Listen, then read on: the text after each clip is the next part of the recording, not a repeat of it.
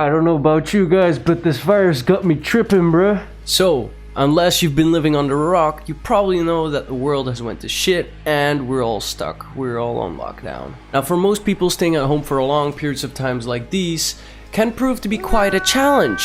But for us music producers, that's a whole different story. We can literally save humanity by just doing what we do usually. Staying inside and perfecting your craft as you create banger after banger after banger in this week-long music production marathon. And so today, by popular demand, I thought I'd give you guys a push in the back and I'm going to give you guys some sound design techniques. We are going to be creating some Looney type jump up drum and bass synths with NI Massive.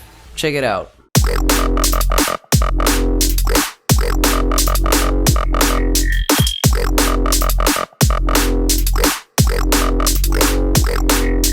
Quick note before we start. Respectively, the only person who can create a 100% accurate Looney sound is the legend Looney himself. This is just my attempt at recreating that sound in hopes that you guys can learn something from it and improve your own sound design. With that being said, let's get into it. Now before we even open our synths, we need to take a good listen at what we'll be recreating. We need to dissect a few tunes of Looney to really understand how he creates his signature grotty minimalistic style.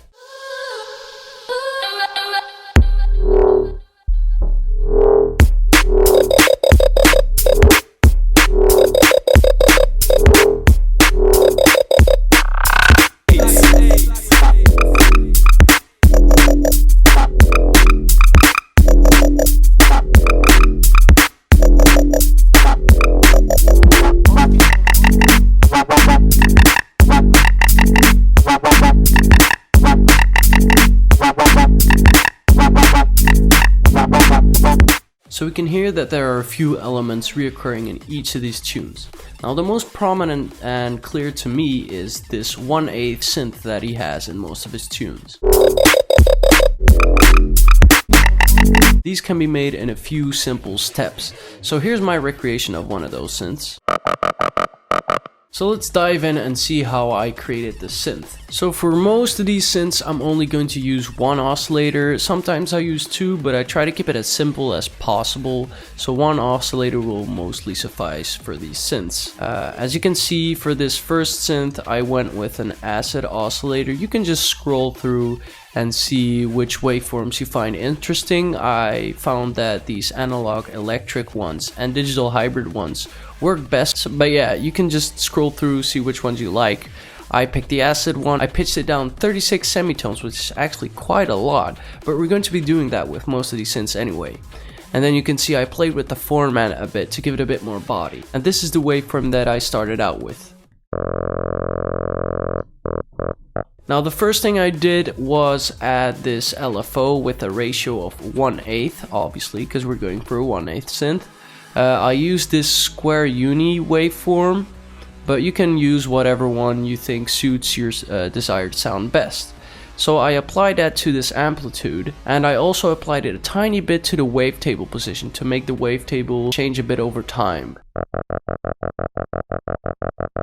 So this gives us the basic motion of the sound. It's already starting to take shape, but obviously we still have a lot of things to process it with to really make it pop. And so we move on to the filters.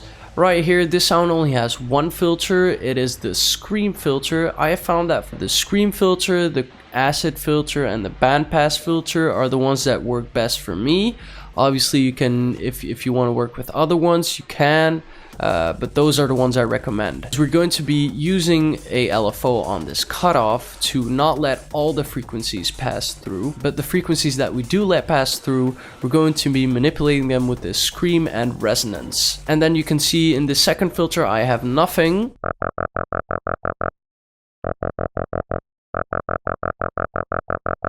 You see this filter already makes it a bit more wonky, but it needs a bit more beef, it needs a bit more power in there. So then we move down to the inserts.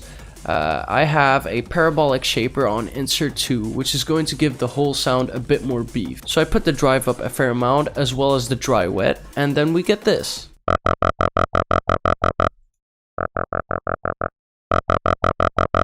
So already a bit more beefy. Obviously you don't have to do the parabolic shaper. Depending on your sound, maybe the sine shaper or just a hard clipper might sound better.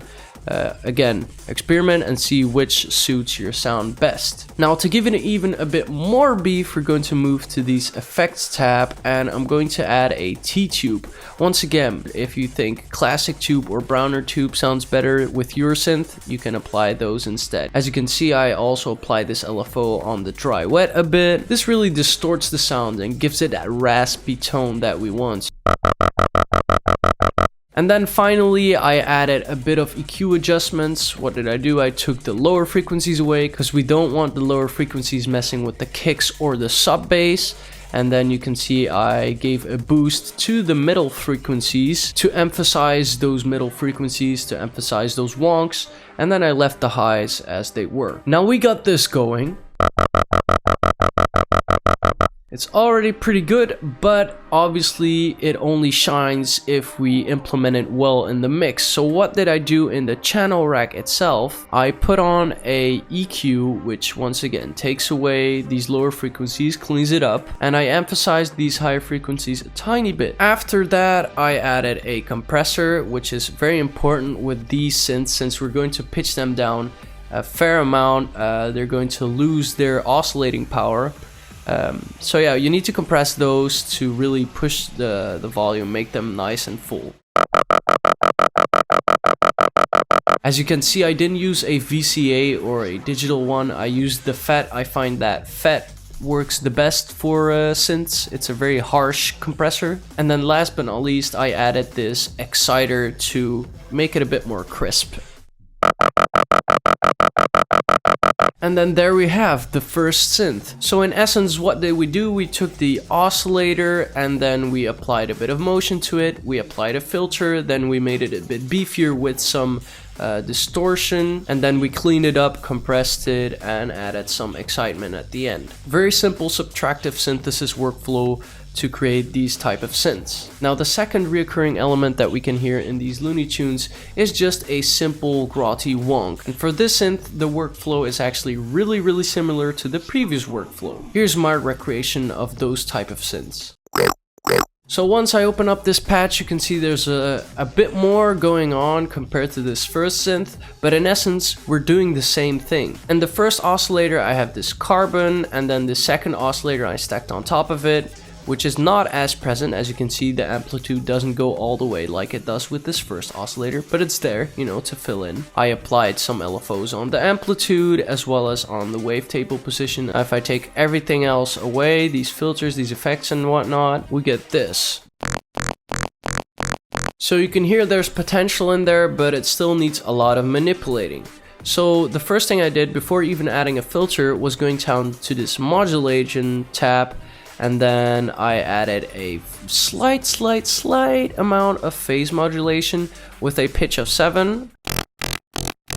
This makes the overall sound very raspy. Quick reminder that if you're going to use phase modulation in NIMAS, if you need to go to this Oscillator tab and press restart via gate. Otherwise, every time you trigger your sound, it's going to be a tiny bit different, and we don't want that. So just press this restart via gate. Also, if you press this restart via gate button, you can actually go to your voicing tab and up the voices without having any phase issues. So once we have that going, we move on to the filters. As you can see, my first filter that I applied is an acid filter. This really gives it that wonky feel. Once again, we're not letting all the frequencies pass through with this cutoff, but the ones that we do let pass through, we enhance with this resonance. And then again, with this mix, I let it bleed into this second filter, which is a scream filter. So this is the sound we have then, and we have to enhance it a bit with effects and inserts. So the insert that I applied, which gives it this robotic feel, that's the best way I can describe it, is this sample and hold. So what I did is I put the dry wet almost all the way up. So it's not 100% going through this insert, but about 90%. And then you can play with the pitch to see like what kind of sound you desire. And then we move on again to this effects tab. I added a teletube. Again, if you don't want to use the teletube, you can use a classic tube or Bronner tube to beefen it up. And then last but not least, go to this EQ tab, and I took away some of the lower frequencies and I boosted these middle frequencies a tiny bit, as well as these higher frequencies. And yeah, as simple as that. Once again, if we go outside of Massive to the channel rack, I put on a EQ that cleans up the lower frequencies and enhances the higher frequencies a bit. Once again, compressed it with a fat compressor to make it sound fuller and more powerful, and then added a exciter. Final result. The third recurring element that we can find in these tunes is an underlying very dark and slow wonk that kind of ties these other synths together.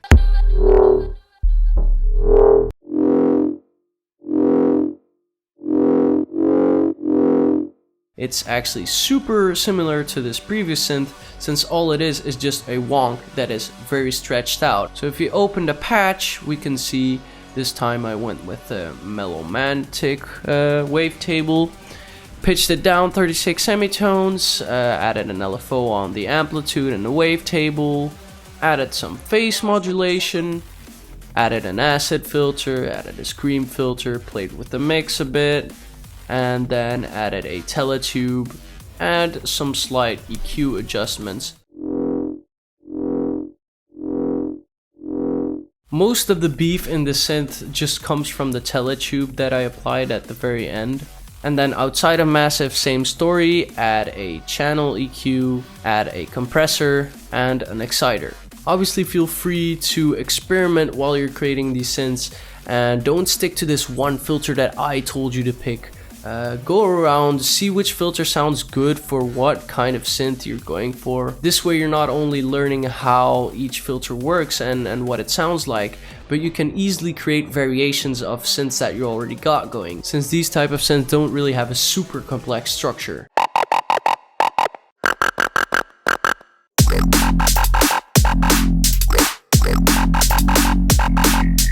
Now the synths combined, they're already good, but they're still sounding a bit dry.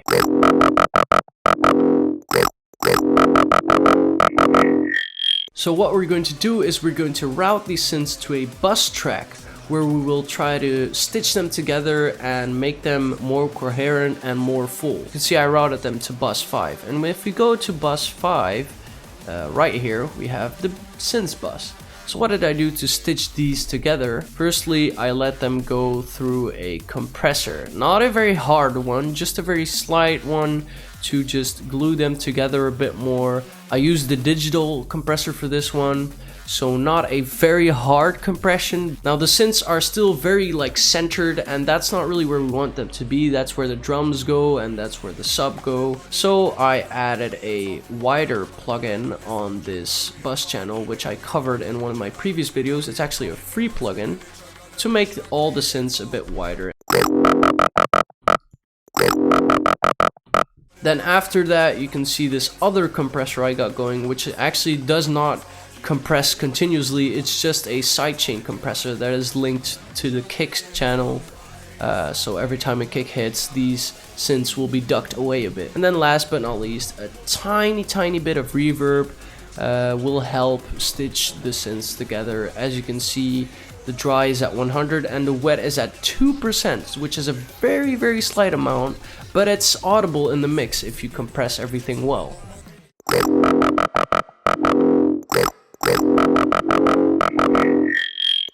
Just a very short tail, preferably reverb on the higher frequencies and not so much on the lower frequencies.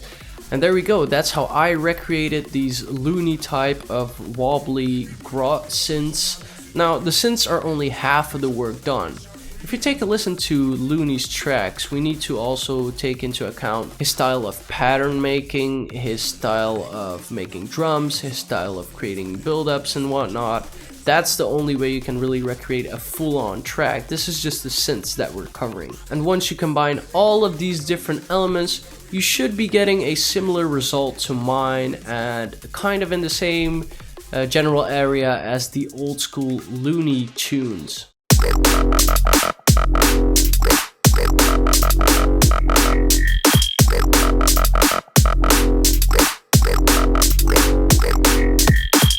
I hope you guys learned something from this tutorial and hope that this tutorial actually helps you improve your sound design and the way you approach sound design. If you did enjoy this video, please be sure to leave me a like. Be sure to subscribe and hit that notification bell to get these videos into your news feed, as well as drop a comment down below saying your thoughts, sharing your knowledge so we can all learn and improve. And if you're interested in more exclusive drum and bass production tutorials, as well as exclusive music, monthly basses and samples and presets and all that, please be sure to check out my Patreon page, as I'm consistently uploading content on there. Hope you guys enjoyed. Be sure to stay safe in these crazy corona days, and I will see you guys in the next video. Peace.